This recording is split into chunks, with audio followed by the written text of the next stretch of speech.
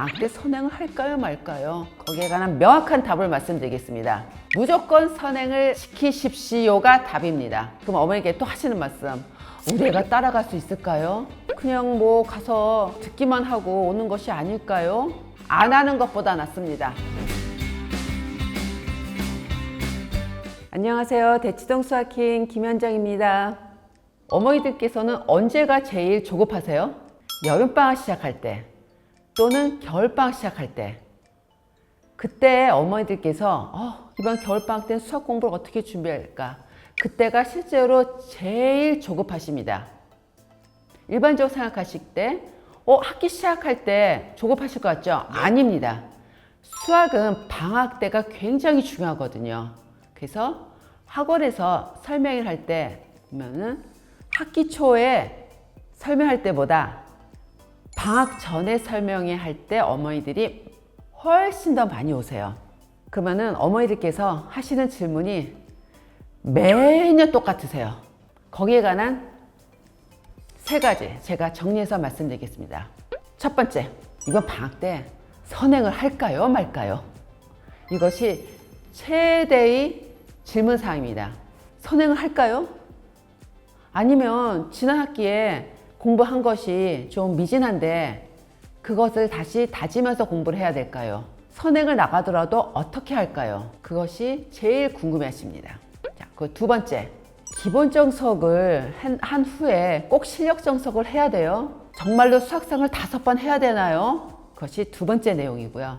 그 다음에 제일 많이 하시는 질문 세 번째, 우리 애는 시험을 보고 오면 실수를 너무 많이 하는데 이 실수를 어떻게 안 하게 할까요? 이 세 가지입니다. 탑3 세 가지입니다. 제가 자세히 설명드리겠습니다. 첫 번째가 뭐였죠? 선행에 관한 거.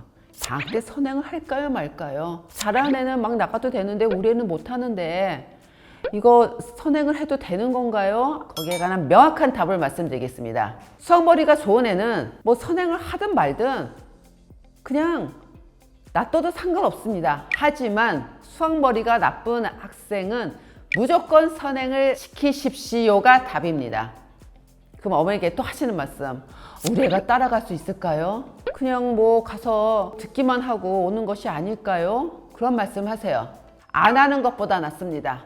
어머니께서는 하나의 과정을 공부하면 어머니들은 몇 퍼센트의 완성도를 생각하는지 아세요? 예를 들어서 수학상을 배웠어요. 그러면 학생들 완성도를 몇 퍼센트를 본지 아세요? 100%를 생각하세요. 제가 그래서 어떤 말씀 드리냐면, 어머니는 학교 다닐 때 한번 배우면 다 할 때까지 하고 넘어갔었습니까? 하고 해요. 아니지 않습니까? 그러면 맨날 그 과정, 맨날 그것만 공부하게 되는 겁니다. 왜 학생들을 이렇게 힘들게 하십니까? 라는 말씀을 드립니다. 자, 공부 잘하는 학생들은 성취도가 100% 가까이 나올 수도 있고, 못하는 애는요 50% 나올 수 있고 심지어는 10%가 나올 수도 있어요. 그 학생마다 능력이 다 다르기 때문에 할 수 없습니다. 100%까지 나올 정도면요, 맨 처음에 수학상을 시작했다 그러면 계속 걔는 평생 수학상만 해야 돼요. 그렇게 할 수는 없거든요. 저희는 성취도를 몇 퍼센트를 하면은 그 다음 과정으로 넘어가도 되는가 말씀드리면 70%라고 말씀드리는데, 이것도 수학머리가 안 좋은 학생은 또 적용이 안 되는 겁니다.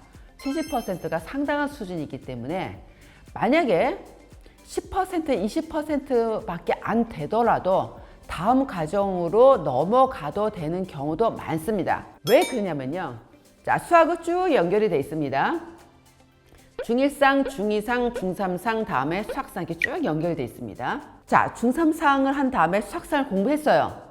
그 다음에 중3상, 중3학년에서 내신 때 문제풀이 하면은 굉장히 쉽다는 걸 학생 스스로 느낍니다. 왜?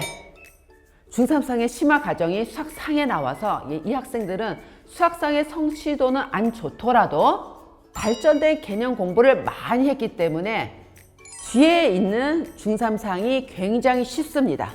1학기 때 중3상 시험인데 선행을 많이 한 애들은 뭔가 더 많이 배워서 문제풀이를 많이 했기 때문에 중3학년에서 내신 시험을 선행을 안 한 것보다 훨씬 잘 보게 되는 케이스가 되는 겁니다.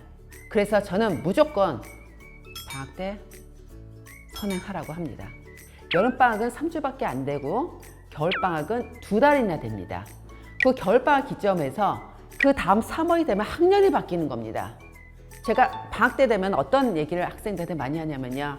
자, 우리 방학 때 열심히 하자. 우리 반에 나하고 실력이 비슷한 어떤 친구가 있는데 걔보다 이제 월등한 실력을 되도록 우리 하자. 그 기간이 뭐밖에 없냐? 우리 방학 때밖에 없다. 방학 때 우리 좀 해가지고서는 걔보다 더 나은 실력이 되도록 하자라고 합니다. 저는 무조건 선행하라고 합니다. 자, 어머니들 최대 고민, 선행을 해야 되냐 말아야 되냐. 다른 데 가서 잘 말씀 안 드리는 것도 말씀드리겠습니다.